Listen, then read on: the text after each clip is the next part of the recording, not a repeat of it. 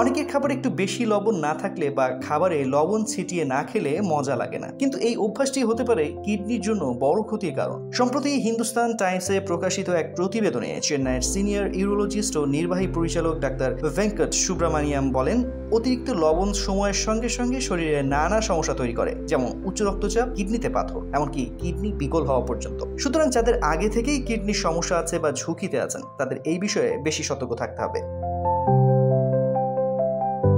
তিনি আরো জানান, রান্নার স্বাদ বজায় রাখতে বেশি লবণের দরকার নেই। চাইলে লেবু, গোলমরিচ, রসুন বা অন্য প্রাকৃতিক মশলা ব্যবহার করা যেতে পারে। এগুলো খাবারের স্বাদ ও গন্ধ যোগ করে, আবার লবণের পরিমাণও কমায়।